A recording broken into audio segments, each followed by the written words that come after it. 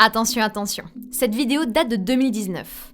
À savoir que le premier tome de ce manga est sorti en France le 5 juillet 2019 et non pas 2020. Et 5 tomes sont déjà disponibles au Japon. Voilà, des bisous! Salut tout le monde, c'est Aka et bienvenue dans ce nouvel épisode de Ça va geeker. Aujourd'hui, équipez-vous de votre plus beau tablier et de votre couteau car je vous fais découvrir la voie du tablier.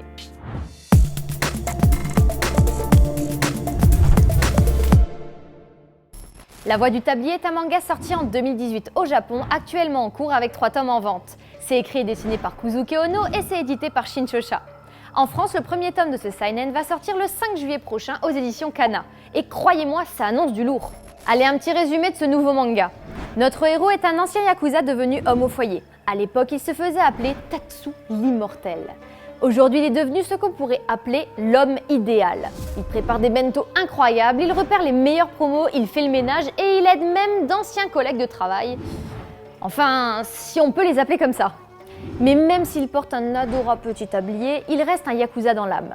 Il garde un regard de tueur et son air de psychopathe. On va donc suivre le quotidien de ce personnage devenu homme d'intérieur, aux petits soins pour son chat et sa femme.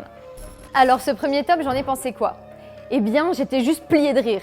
Bien qu'il soit considéré comme un seinen, c'en est pas vraiment un. C'est blindé d'humour. Déjà, voir un ancien yakuza à l'allure de serial killer, vêtu d'un petit tablier avec une tête de chien, ça annonce la couleur. On va commencer par lui, tiens.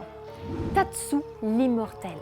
Quand t'entends ça, tu te dis « ce gars-là, j'ai pas trop envie de me frotter à lui, hein ». C'est un mafieux avec costard, cravate, lunettes noires, cheveux en arrière, légèrement en pagaille, cicatrices et surtout des tatouages de malade. On voit qu'il a un passé plutôt lourd et personnellement, j'ai pas trop envie de savoir ce qu'il a pu faire. Hein. Mais c'est ça qui le rend vraiment inquiétant et c'est surtout ce qu'il dégage. Il a pas l'air très sympathique. Hein.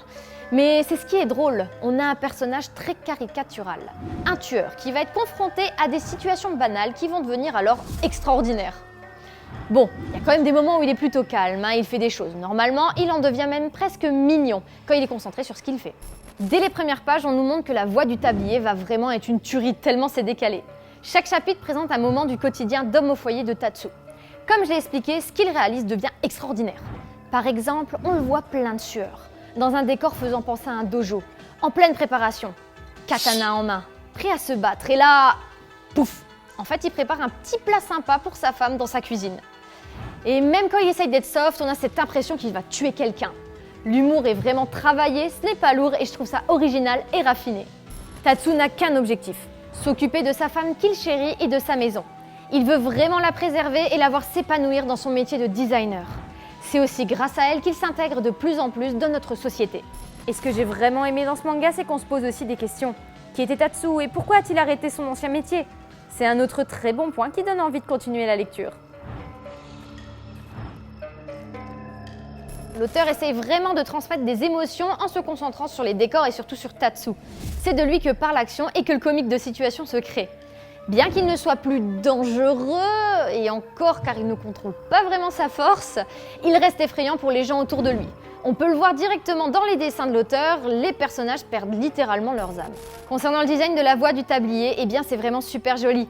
Les planches sont bien remplies et l'espace blanc entre les cases facilite la lecture. J'ai été très heureuse de voir le travail sur les décors et sur les détails. On est vraiment immergé dans l'univers. Les codes graphiques du seinen sont présents avec des ambiances plutôt malsaines et les jeux d'ombre magnifiques. Les effets de violence sont très travaillés et contrastent vraiment avec le côté mignon des créations de Tatsu. Le chara-design est réaliste, il y a un gros travail aussi sur les échelles de plans et sur la forme des bulles qui permet vraiment de créer une ambiance inquiétante ou joyeuse. Et voilà, c'est déjà la fin de cette vidéo. J'espère qu'elle vous a plu. La voie du tablier était vraiment une petite découverte délirante qui m'a fait passer un super moment. Je pense qu'il est vraiment cool pour l'été, c'est simple à lire et vu que les chapitres sont différents, on peut reprendre la lecture à tout moment sans être perdu. Je vous ordonne de liker, commenter, partager cette vidéo. Pour ma part, je vous dis à la prochaine pour un nouvel épisode. Mais pour le moment, j'ai un bento à préparer.